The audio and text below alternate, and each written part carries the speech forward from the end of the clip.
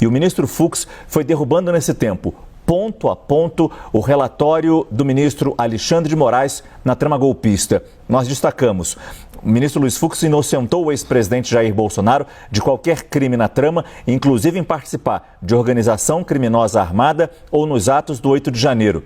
Segundo o ministro Luiz Fux, o inquérito não deveria estar no Supremo Tribunal Federal e sim em instâncias inferiores. Desconsiderou a minuta do golpe, apoiou as queixas dos advogados de defesa dos réus de que houve pouco tempo para tomar conhecimento dos autos do processo. Esses são apenas alguns pontos. E como a gente acabou de ouvir, o presidente da primeira turma do Supremo Tribunal Federal, ministro Cristiano Zanin, depois desse pequeno intervalo de 10 minutos, ministro Luiz Fux vai continuar o seu voto para Augusto Heleno, Anderson Torres, Paulo Sérgio Nogueira e Alexandre Ramagem. A expectativa de todos era de uma divergência do ministro Fux em relação ao relator Alexandre de Moraes. Mas o voto pela absolvição total do ex-presidente Bolsonaro, isso não era esperado nem pela defesa de Jair Bolsonaro. Olha, Márcio, sim, tinha uma expectativa de divergência do ministro Fux, mas essa absolvição do ex-presidente Jair Bolsonaro em todos os crimes e até aqui acatando boa parte dos argumentos das defesas, surpreendeu inclusive os advogados desses envolvidos no núcleo 1 da trama golpista. A gente chama atenção porque até agora o ministro Luiz Fux, ele votou sobre 3 réus.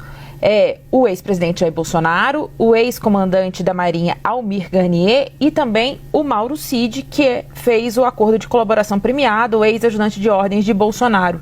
E até aqui, o único voto para condenar, que foi condenado, segundo o voto de Fux, foi Mauro Cid, o ex-ajudante de ordens. Ele votou pela condenação de Mauro Cid por tentativa de abolição do Estado Democrático de Direito, um crime pelo qual ele absolveu o ex-presidente Jair Bolsonaro. Ele citou que Mauro Cid participou de reuniões com militares, ele também fala de conversas do ex-ajudante de ordens com outros militares ali das chamadas Forças Especiais. Enfim, ele anotou na sua participação, ali no seu voto, essa relação de Mauro Cid e por isso condenou ele neste crime de tentativa de abolição do Estado Democrático de Direito, mas o absolveu de outros crimes, lembrando que são 5 os crimes. Então esse é um ponto que chama muito atenção nesse voto do ministro Luiz Fux. Ao longo do dia a gente veio acompanhando as reações aqui.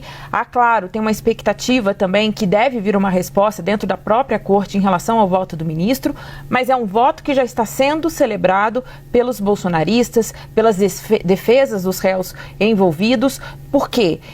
O que eles citam é que o ministro Luiz Fux, ele abriu uma divergência, mas abriu uma divergência com uma fundamentação teórica, citando jurisprudência na primeira parte do voto dele, e agora, quando ele começa de fato a separar os réus, ele começa também a citar as provas, e aí eles veem nesse ponto um destaque para o voto do ministro Luiz Fux.